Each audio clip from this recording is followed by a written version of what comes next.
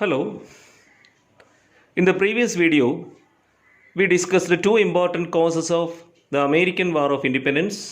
They were colonialism and mercantilism. Today, we are going to discuss the other causes which led to the revolution. എല്ലാവർക്കും നമസ്കാരം.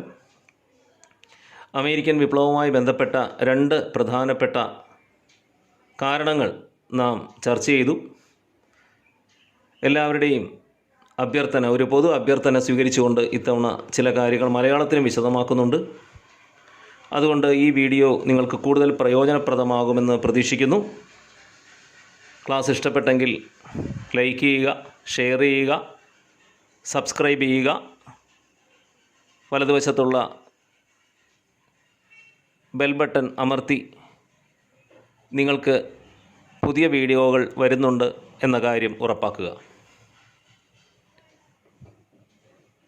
American വിപ്ലവത്തിൻ്റെ അടുത്ത കാരണങ്ങളിലേക്ക് കടക്കുകയാണ്. Ideologies of thinkers. The ideologies of some thinkers stimulated the people of colonies to fight against the exploitative laws of the British. ബ്രിട്ടീഷുകാരുടെ ചൂഷണ നിയമങ്ങൾക്കെതിരെ പോരാടാൻ ചിന്തകരുടെ ആശയങ്ങൾ കുറച്ചൊന്നുമല്ല കോളനിക്കാർക്ക് പ്രചോദനമേകിയത്. രണ്ട് പ്രധാനപ്പെട്ട ചിന്തകർ, John Locke, Thomas Paine. John Locke said, "Everyone has some fundamental rights.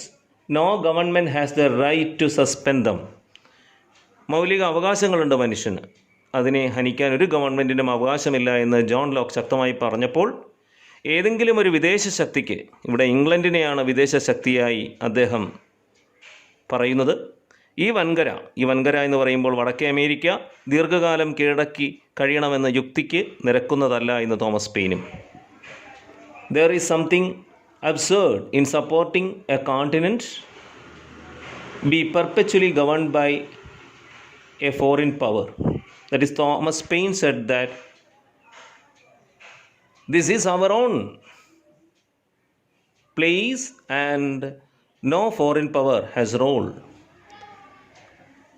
ഇവിടെ വന്ന് മറ്റ് വിദേശ ശക്തികൾ അഴിഞ്ഞാടണ്ട എന്ന് തന്നെ അദ്ദേഹം ജനങ്ങളെ ഉത്ബോധിപ്പിച്ചു.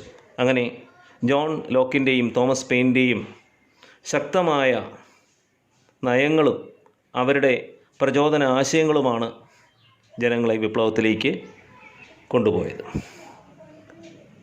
The next cause of American war of independence was tax burden. വർദ്ധിച്ച നികുതി ഭാരമാണ് മറ്റൊരു പ്രധാനപ്പെട്ട കാരണം. Taxation was also one of the most important cause of American War of Independence. The people raised the slogan, "No taxation without representation." In the beginning of the portion American War of Independence, you can see this, no taxation without representation. If you are not approving our representatives, ഞങ്ങളുടെ പ്രതിനിധികളെ നിങ്ങൾ അംഗീകരിച്ചില്ല എങ്കിൽ we will not give any single money to you, ഒറ്റ പൈസ പോലും നിങ്ങൾക്ക് തരില്ല എന്ന് നമ്മൾ പറയില്ലേ, അതേപോലുള്ള ഒരു നയമാണ് അവരെടുത്തത്, no taxation without representation. So these are the four important causes of American war of independence: colonialism, mercantilism, ideologies of thinkers and tax burden. One thing you have to keep in mind is that you have to study the mercantilist laws which we discussed in the earlier video. നേരത്തെ നമ്മൾ കഴിഞ്ഞ വീഡിയോയിൽ ചർച്ച ചെയ്ത മർക്കൻലിസ്റ്റ് നിയമങ്ങൾ വളരെ വിശദമായിട്ട് തന്നെ പഠിക്കാനുണ്ട്. ദർ ആർ 5 മർക്കൻലിസ്റ്റ് ലോസ്, 5 നിയമങ്ങളുണ്ട്. അത് നന്നായിട്ട് തന്നെ പഠിക്കുക. അതിനെയും ഒക്കെ അധികരിച്ചിട്ടായിരിക്കും പരീക്ഷയ്ക്ക് ചോദ്യം ചോദിക്കുക. സാധാരണ ഈ യൂണിറ്റിൽ നിന്നും ഒരു എസ്സേ ക്വസ്റ്റ്യനാണ് നമ്മൾ പ്രതീക്ഷിക്കേണ്ടത്. അമേരിക്കൻ വാർ ഓഫ് ഇൻഡിപെൻഡൻസ് ഏറ്റവും പ്രധാനപ്പെട്ട ഒന്ന് തന്നെയാണ്.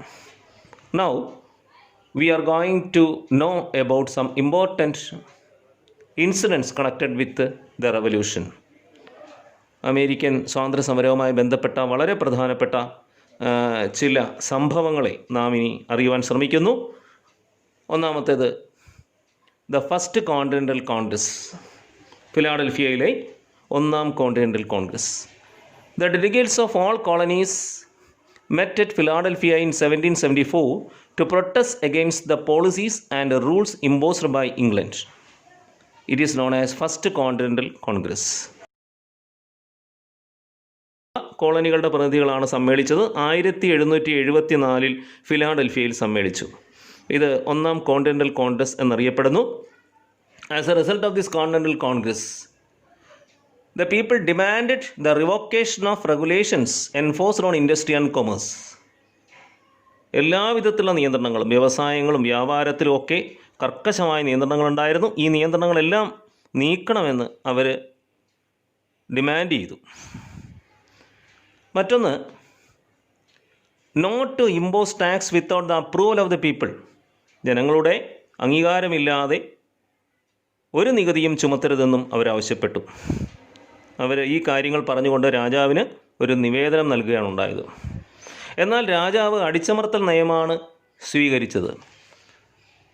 The king send military force to suppress the people. This led to a war between England and colonies. അങ്ങനെ ജനങ്ങൾ വളരെ സമാധാനപരമായിട്ട് ഫിലാഡൽഫിയയിൽ സമ്മേളിച്ച് അവരുടെ ഡിമാൻഡുകൾ രാജാവിൻ്റെ മുന്നിൽ വെച്ചുവെങ്കിലും രാജാവ് സൈന്യത്തെ അയച്ചതുകൊണ്ട് ജനങ്ങളും വെറുതെ ഇരുന്നില്ല.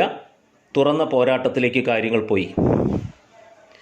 അതിന് ശേഷമാണ് മറ്റൊരു പ്രധാനപ്പെട്ട സംഭവം. The second continental Congress was taken place. The second continental Congress held at Philadelphia in 1775 elected George Washington as the commander-in-chief of Continental Army. 1775 ഫിലാഡൽഫിയയിൽ തന്നെ വെച്ച് ചേർന്ന രണ്ടാം കോണ്ടിനെൻ്റൽ കോൺഗ്രസ് വളരെ പ്രാധാന്യമർഹിക്കുന്നു. കാരണം അവരെല്ലാം ചേർന്ന് ജോർജ് വാഷിങ്ടണിനെ കോണ്ടിനെൻ്റൽ സൈന്യത്തിൻ്റെ തലവനായി തിരഞ്ഞെടുത്തു. അങ്ങനെ ചരിത്രപരമായ വളരെയധികം സംഭവങ്ങളിലൂടെ അമേരിക്കൻ സ്വാതന്ത്ര്യ സമരം കടന്നുപോകുന്നു. മറ്റൊരു പ്രധാനപ്പെട്ട സംഭവം 1776 അമേരിക്കൻ കോണ്ടിനെൻ്റൽ കോൺഗ്രസ് ലോകപ്രസിദ്ധമായ സ്വാതന്ത്ര്യ പ്രഖ്യാപനം നടത്തി എന്നുള്ളതാണ്. In 1776 the American Continental Congress issued the famous Declaration of Independence on 4th July 1776. This declaration was prepared by Thomas Jefferson and Benjamin Franklin. Thomas ജെഫേഴ്സണും ബെഞ്ചമിൻ ഫ്രാങ്ക്ലിനും എഴുതി തയ്യാറാക്കിയ ഈ സ്വാതന്ത്ര്യ പ്രഖ്യാപനം 1776 ജൂലൈ 4 നടന്നത്. ഇത് നാം കൂടുതൽ പ്രാധാന്യം നൽകി പഠിക്കേണ്ട ഒരു കാര്യമാണ്. കോണ്ടിനെൻ്റൽ കോൺഗ്രസിൻ്റെ ഈ ഡിക്ലറേഷൻ നിങ്ങളുടെ പുസ്തകത്തിൽ നൽകിയിട്ടുണ്ട്. വളരെ വ്യക്തമായിട്ട് എല്ലാ മനുഷ്യരും തുല്യരായി സൃഷ്ടിക്കപ്പെട്ടിരിക്കുന്നു എന്ന് തുടങ്ങുന്ന വളരെ പ്രസിദ്ധമായ അമേരിക്കൻ സ്വാതന്ത്ര്യ പ്രഖ്യാപനം. And the most important incident, another most important incident connected with American War of Independence was the Treaty of Paris. According to the Treaty of Paris in 1783, England ratified the freedom of 13 colonies. 13 കോളനികൾക്ക് സ്വാതന്ത്ര്യം നൽകിയ ആ പ്രഖ്യാപനം നടന്നത് treaty of പാരീസിലൂടെ, Paris ഉടമ്പടിയിലൂടെയാണ് എന്നുള്ളതാണ് 1783 Paris ഉടമ്പടിയുടെ ഏറ്റവും പ്രധാനപ്പെട്ട കാരണം. ഇതുമായി ബന്ധപ്പെട്ട രണ്ട് കാര്യങ്ങൾ. ഒന്ന്, ജെയിംസ് മാഡിസൻ്റെ നേതൃത്വത്തിൽ അമേരിക്കയ്ക്കായി ഒരു ഭരണഘടന തയ്യാറാക്കി എന്നുള്ളതാണ്. മറ്റൊന്ന്, അമേരിക്കൻ ഐക്യനാടുകളുടെ ആദ്യ പ്രസിഡൻ്റായി ജോർജ് വാഷിങ്ടൺ തിരഞ്ഞെടുക്കപ്പെട്ടു എന്നതും. So 1783 the famous Treaty of Paris was signed, and as per the treaty, America got a constitution, written constitution framed by James Madison. The Constitution Convention held at Philadelphia under the leadership of James Madison gave a constitution, first written constitution of the world. And another one, George Washington became the first president of USA. Thus, George Washington, their leader, became the first president of United States of America. So, American War of Independence transformed the whole system existed there. അവിടെ നിലനിന്നിരുന്ന ആ വ്യവസ്ഥിതിയെ തന്നെ മാറ്റിമറിച്ച ഒരു സമരമായിരുന്നു American സ്വാതന്ത്ര്യ സമരം. Therefore, this is known as American Revolution. Since the American War of Independence transformed the system existed in America, this is known as American Revolution. ഇവിടെ നിന്ന് ചോദിക്കാറുള്ള ഒരു ചോദ്യം, പിൻകാല ലോക ചരിത്രത്തിൽ എന്തൊക്കെ മാറ്റങ്ങളാണ് അമേരിക്കൻ വിപ്ലവം നടത്തിയത് എന്നുള്ളതാണ്. question can be asked from this portion. How did the revolution influence the later history of the world? Here, in your textbook itself, the points are given. വളരെ വ്യക്തമായിട്ട് നിങ്ങളുടെ പുസ്തകത്തിൽ കൊടുത്തിട്ടുണ്ട്. American War of Independence gave direction and motivation to the later freedom struggles and revolutions all over the world. വളരെയധികം സമരങ്ങൾ, വിപ്ലവങ്ങൾ, French വിപ്ലവം ഉൾപ്പെടെ വളരെയധികം വിപ്ലവങ്ങൾ നടന്നിട്ടുണ്ട്. ഈ വിപ്ലവങ്ങൾക്കൊക്കെ പ്രചോദനവും ലക്ഷ്യബോധവും നൽകിയത് അമേരിക്കൻ സ്വാതന്ത്ര്യ സമരമാണ്. ഇതാണ് ഇതിൻ്റെ ഒന്നാമത്തെ ഫലം. സെക്കൻഡ്, രണ്ടാമത്തെ ഫലമായിട്ട് നമുക്ക് പറയാവുന്നത് guided human rights activities. American war of independence guided human rights activities. മനുഷ്യാവകാശ പ്രവർത്തനങ്ങൾക്ക് മാതൃകയായി എപ്പോഴും മുന്നോട്ട് നിന്നത് ഈ വിപ്ലവമാണ്. റിപ്പബ്ലിക്കൻ ഭരണരീതി എന്ന ആശയം മുന്നോട്ട് വെച്ചു. And American war of independence put forward the concept of Republican form of government. And fourth one, this revolution prepared, after this revolution they prepared the first written constitution. ലോകത്താദ്യമായി തന്നെ നേരത്തെ സൂചിപ്പിച്ചതുപോലെ എഴുതപ്പെട്ട ഒരു ഭരണഘടന തയ്യാറാക്കിയത് അമേരിക്കൻ സ്വാതന്ത്ര്യ സമരത്തിൻ്റെ മറ്റൊരു ഫലമാണ്. Finally,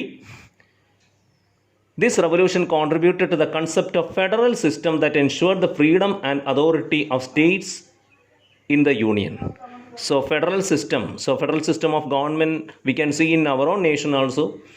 In India, federal system of government is there, a strong central government and state governments. പക്ഷേ ഇന്ത്യയിലെ ഫെഡറൽ സിസ്റ്റവും അമേരിക്കയിലെ ഫെഡറൽ സിസ്റ്റവും തമ്മിൽ വ്യത്യാസമുണ്ട്. പക്ഷേ ഏതായാലും ലോകത്താദ്യമായി ഒരു ഫെഡറൽ സംവിധാനം